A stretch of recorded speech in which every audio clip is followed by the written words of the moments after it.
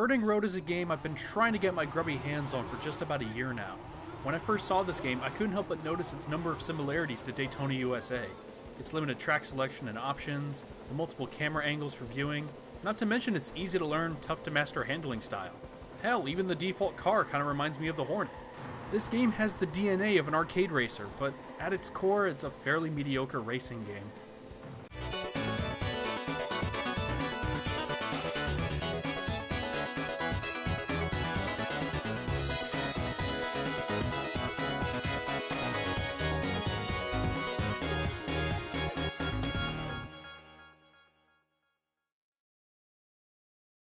Released for the Sony PlayStation in 1996, Burning Road is an arcade racer developed by Toka and published by Playmates Interactive Entertainment in North America. Despite its very arcadey aesthetic, this game never saw a release in the arcades, which makes its staggering lack of content all the more confusing. The game has a championship mode, practice mode, and multiplayer link play. No split screen here.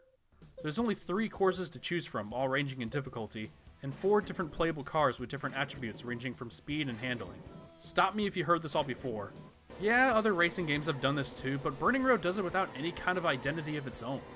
Well, I guess it's not without lack of trying, but none of it really impresses. The 3 tracks all look different from one another, but they don't really have that big wow factor to help them stand out. The first track is fairly basic, just a simple oval-like layout with some windmills.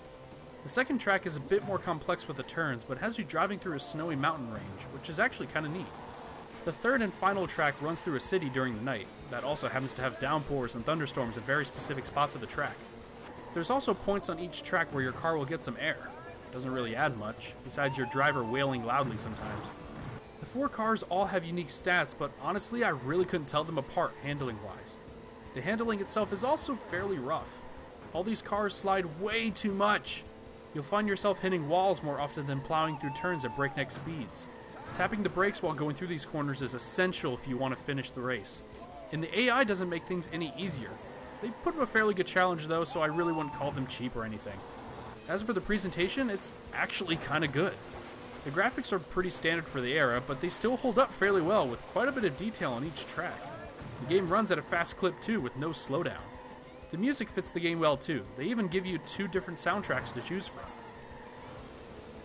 What it really boils down to is that Burning Road isn't a bad game, it's just not a very good one.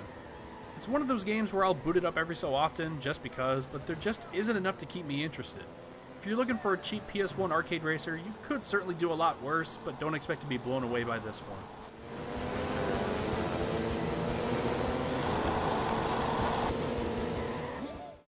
Hey, thanks for watching! If you like this kind of stuff, be sure to subscribe to Saturnology for more videos like these, and also check me out on Twitter, Facebook, and Patreon. Thanks!